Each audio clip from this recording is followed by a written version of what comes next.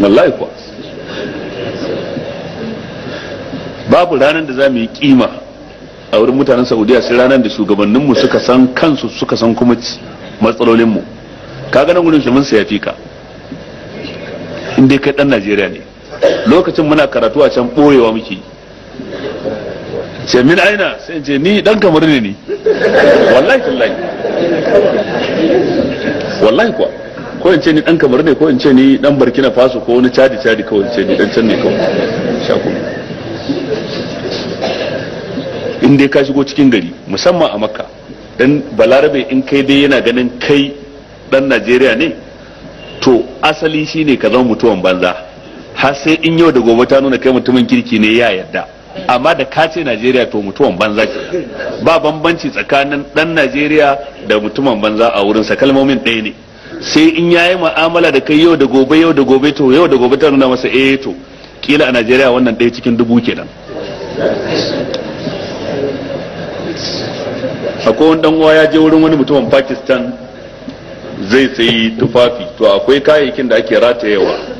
Ya ga wata riga mai kyau ta yara ya saya ko dai wani tufafi ya saya mai kyau, to da ya saya biya kudin tunda wannan dama nuna samfuri ne ake nunawa, sai ya ce a kawo masa cikin leda ba zai dauki wannan ba.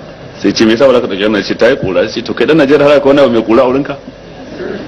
Yace ba gashi nan matan ku suna zuwa inda ake jefar da abinci ba a bola suna daukan gwangwanayen Coca-Cola su je su sayar su kai wa kamfani a biya su? Ba gashi nan matan ku suna kaza ba gashi nan matan ku suna kaza ba? Zai mayar masa da martani ce ba wata magana da zaka faɗa mu.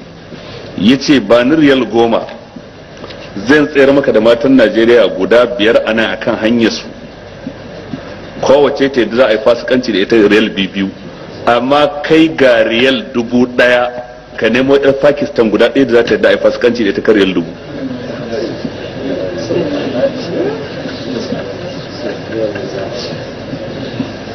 Yana da magana da zai faɗa? To?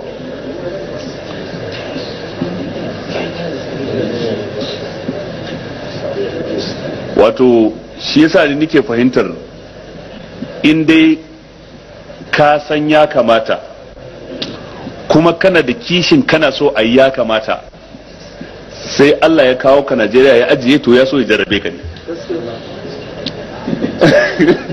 Ubangiji ta Allah so ya jarrabe ka sai a ce ka a Najeriya kullu kana cikin jan haushi da bakin ciki, sai dai in ba za ka fito daga gidanka ba, sai dai in ba za ka yi ko kasuwa ko ofis ko makaranta ko masallaci za ka je kuwa, don za ga wani ya yi bid'a ka san ya kamata a masallaci za ga wani ya ƙin ya kamata, in ka je wurin aiki ka san ya kamata za ga wani ya ƙin ya kamata, in ka je makaranta ka san ya kamata za ga wani ya ƙin ya kamata, ko ina ka shiga za ka ga ya kamata an ƙinta kuma kana so a yi.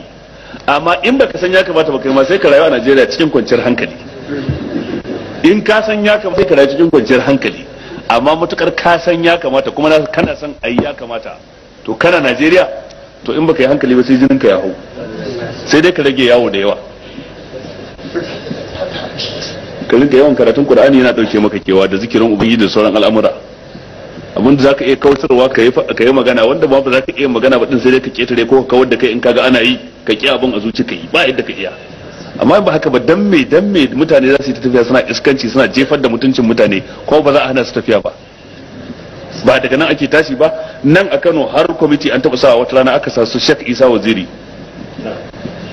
gashi nan da ransa wazirin Kano Sheikh Isa Waziri, su aka sa kwamiti a nan gurin dan a hana karuwai tafiya. Idan aka hana su tafiya nan sai su je su tashi a Lagos ko su tashi a wani gari. Nan sun hana wata karuwa tafiya can wajen gidan zuwa wata shahararriyar karuwa da ta shahara, sai ta gansu kuma abin nan ta ce malam ga mun zo. Ta riga su zuwa makan ba, ta tashi ta Lagos. Bin Najeriya idan raya wannan rashin mutunci. Ba shugabanci a Najeriya, ba shugabanci, ba abin nan da sauransu. Shi yasa bancin mu sama da wannan shari'a din mu tsaya ko za a yaki ta tsaya. Allah. Wallahi shine gowancin. Tsammanin ka soja zai gyara? Ba zai gyara ba. Dimokuraɗiyya za ta gyara? Ba za ta gyara ba. Me wannan shari'ar da aka kawo sai a tsaya ko za a yaki sai an gyara? Shine kawai zai gyara. Amma haka ba abin da zai. Ko ina sun zama mutane a duniya banda mu? Ko ina suna jin bil adama ne sun san ya kamata ko ya kake ana kwatanta ya kamata amma banda mu.